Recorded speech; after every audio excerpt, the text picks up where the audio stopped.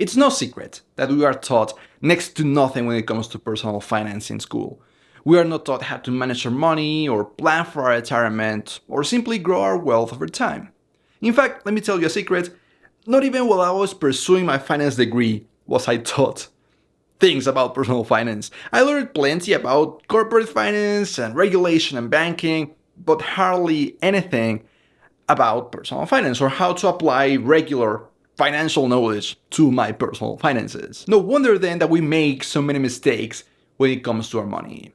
To help with this, let me share with you 5 of the biggest mistakes that I've made with my money and of course, how you could avoid them.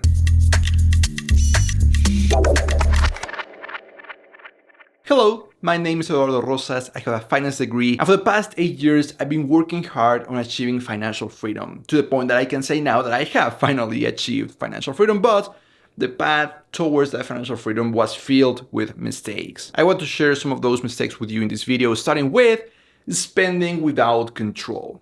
I spent without control for many years, mainly because I suck at following budgets. I just hate budgets. They are so unreliable, they are so inflexible, and they are so boring. So for years, because I thought that was the only way that I could actually put my finances in order and start saving some money, I spent uncontrollably. I couldn't follow a budget, so 100% of the money that came in, I spent. If that is kind of your case, or if by the end of the month you feel like you have no money left for you to save, even though you might feel that your income is decent, then I have the rule just for you. A rule that I created for myself and that I actually shared a little bit more about in the previous video that I'm going to leave right up here if you want to watch it. In that video, I shared a little bit more about how I suck at following a budget and how the 4x squared rule helped me with this. Helped me to finally spend with some control so that I could actually save some money month after month. So this 4x squared rule is based on 2 different 2x rules. The first 2x rule comes actually from Ramit Sethi's book, I Will Teach You to Be Rich, where he mentions that you should aim to have a list of 2 priorities where you would actually want to spend your money on.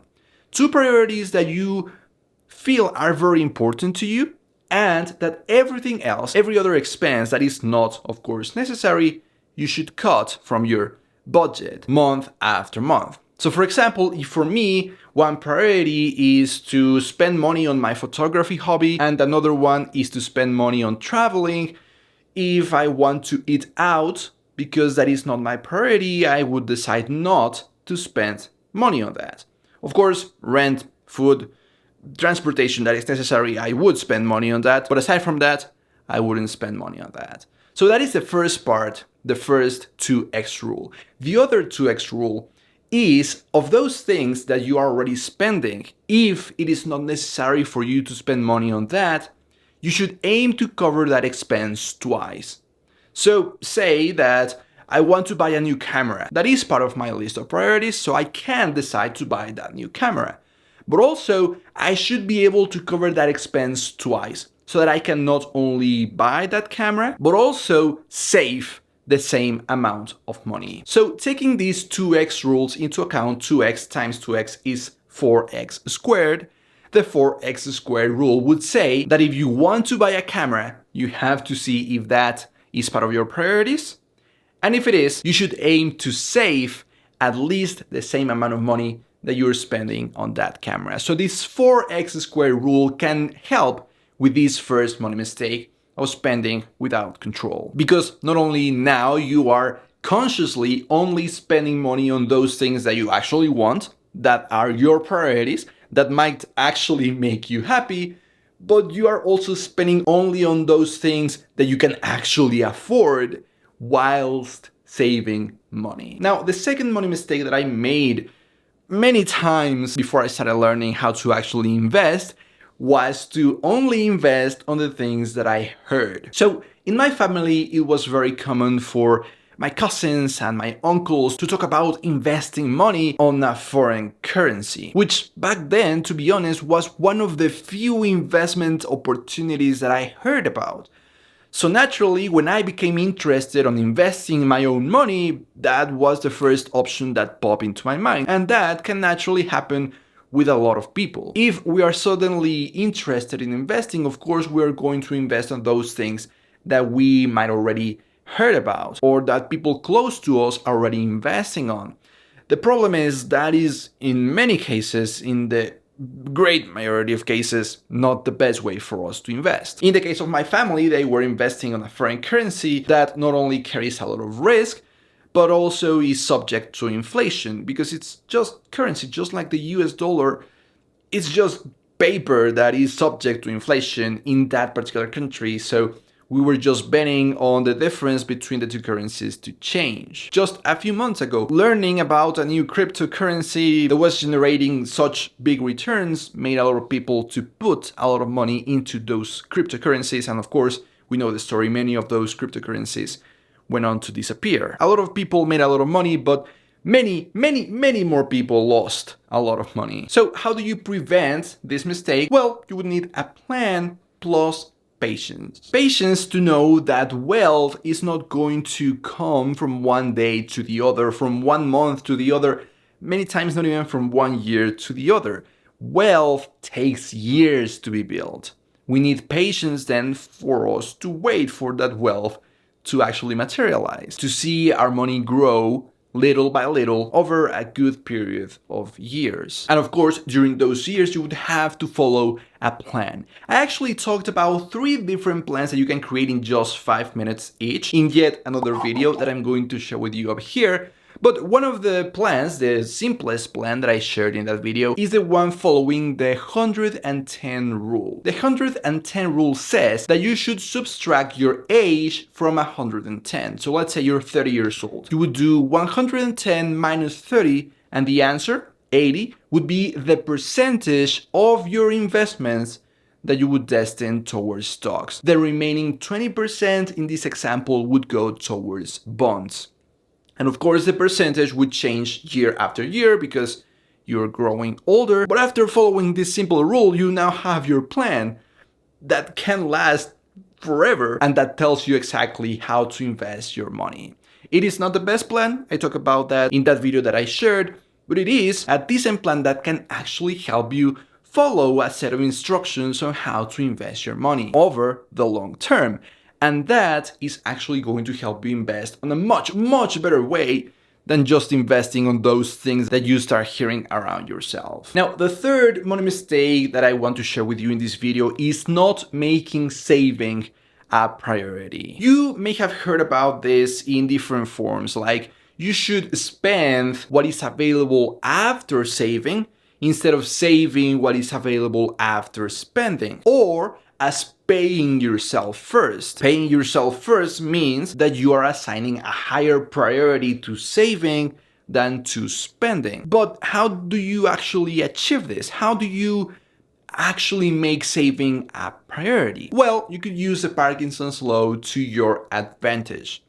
Parkinson's law is actually more of a productivity law. It essentially says that a task is going to take as long as time is allotted to that task. So if you have 1 month to write an essay, it is going to take you 1 month to write an essay. But if only you had 2 weeks, you perhaps could write that essay in 2 weeks. If we adapt this Parkinson's law to personal finance, it says that your spending is going to be as much as your available money, perhaps as your monthly income. But if only you had less available money, perhaps your spending would match that available money. So what you do is you save money at the beginning of the month, and the remaining available money is the money that you are going to spend. This is, of course, much easier said than done. But let's say that you want to start saving. You want to give high priority to saving your money. You can actually start by just saving 1% of your income at the beginning of the month. The remaining 99% is the money that you're going to spend. If you notice that that is actually possible, that you can live off with that 99%, the next month, try saving 2%, 3%, 5%. Using this Parkinson's law to your advantage can actually help you find the sweet spot where you know how much money you can live off, when you know how much money you actually need month after month to cover your actually necessary expenses, and you start saving up some money. You start giving saving money the highest priority when it comes to your finances. Now, the fourth money mistake that I want to talk about is not taking emotions into account. Because when it comes to finances, to personal finance, to money, we think of it as numbers and perhaps as math. And math is a perfect science, hard numbers and spreadsheets, and all of this is unflexible. You cannot use something so specific, so unflexible, so rigorous to manage your life as a human. As humans, we are flexible, we are creative, we change. No wonder then why we cannot put our finances in order, because we are trying to do that without accounting for emotions. Not accounting for emotions means that if our neighbor pulls up with a new car and we feel jealousy because we cannot input jealousy into our budget spreadsheet, we might just go and buy a brand new car and damage our finances. So how do we avoid this mistake? Well, we start to identify those emotions that we have related to money and start to prevent them. So if I know that I am going to feel jealousy if someone close to me shows me something that they just bought, whether it be a car or a new phone, a new camera, a trip they took, then I have to anticipate feeling that jealousy and try to come up with something that will make me feel better or not feel that jealousy, or at least not let jealousy take control of my life. So in this example, what I do is come back to the first point that I talked about in this video, the priorities that I set for myself, my photography hobby and my traveling. If I see my neighbor pulling up with a brand new car, I may still feel jealousy because I am human and I cannot control my emotions, but what I do is remember that cars are not my priority right now. And then I think to myself, maybe cars are a priority for my neighbor. Not for me though. I am spending my money on my traveling, on my photography hobby.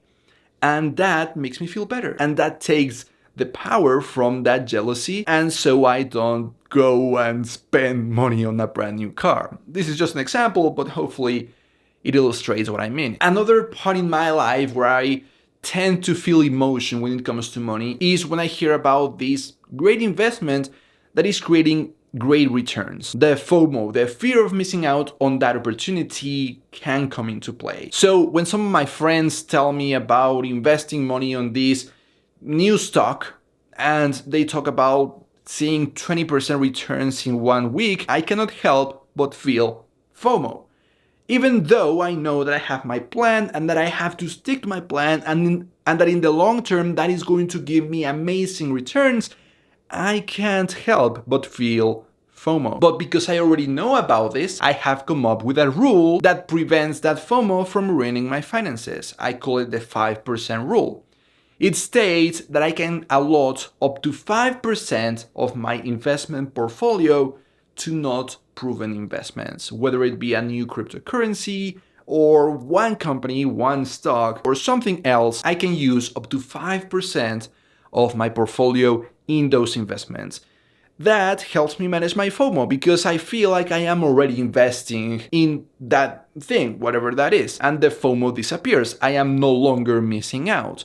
But also, if that investment turns out to be something awful and I lose all my money, it was only 5% of my portfolio. And I have to say, over time, I've gotten better at managing this FOMO up to a point that I rarely feel it nowadays. But if I ever feel it again, I know that I have this 5% rule in my arsenal of tools. So to prevent this money mistake of not taking emotions into account when it comes to your money, I do suggest that you have a notebook exclusively about those emotions that you feel when it comes to money.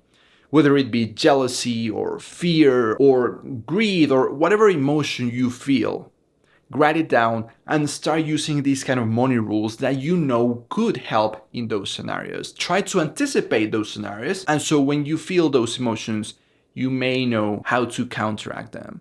whether it be in those examples that I've mentioned or the previous rules that I've mentioned, or rules, anything that you may come up with or anything that you may read, trying to anticipate those emotions can be very helpful. And finally, the fifth money mistake that I want to talk about is what I call misery by goals.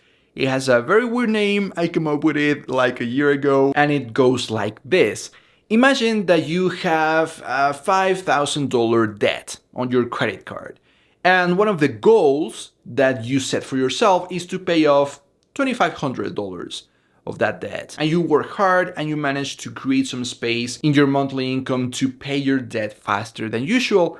And after 6 months, you pay off $2,500. Great, you achieve that goal, but as soon as you do that, paying the remaining $2,500, it becomes harder, or you lose motivation towards that next goal. Or let's say that you set a goal of saving $100,000 towards your retirement in the next 5 years.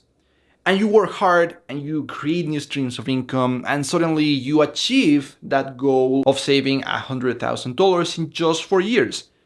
Amazing, congratulations. But as soon as you do that, again, you lose motivation.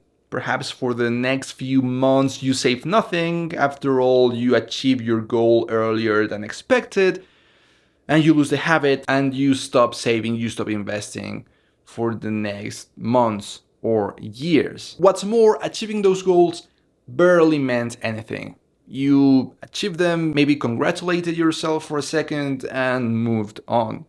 This is misery by goals. To avoid this, what we have to do is to stop setting arbitrary goals.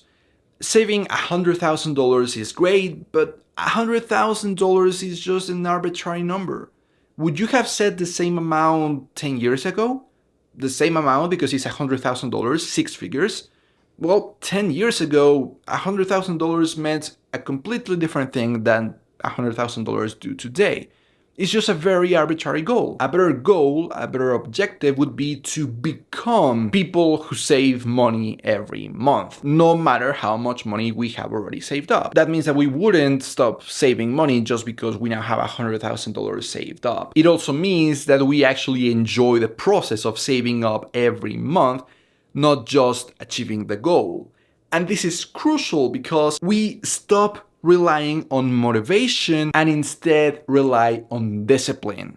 We save money every month, we are disciplined, and we do that month after month, whether we have the motivation to do so or not. Motivation varies. Motivation is unreliable. Some days we have the motivation to go to the gym, some days we just want to stay in bed. Same when it comes to saving. Some days we may have high motivation to save up for a new car.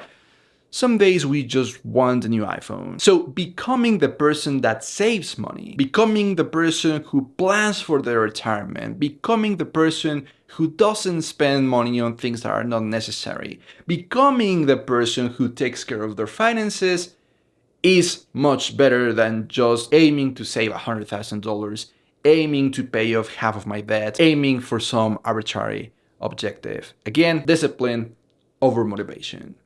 So there you have it. Those are the 5 biggest money mistakes that I made and how you could avoid them with these many different rules. The 110 rule, the 4x squared rule, the Parkinson's law, the 5% rule, and so on. Hopefully all of this can actually help you start creating some sort of personal finance operating system. I know it sounds a bit weird, but starting to have all of these tools in your arsenal to prevent you from making money mistakes, all of these rules or these laws, is very helpful. For instance, the next time that you want to spend some money, you may actually stop just a little bit to consider the 4x squared rule. Is that among your priorities? Can you cover that amount twice, once to save that money in a savings account or retirement account? Just these simple money rules that you can start to adopt can actually make a very big difference in your personal finances over the long term. Hopefully this video has been useful. If it was, please consider liking it, subscribing, sharing it with everyone. It really helps this channel grow. Catch you in the next one.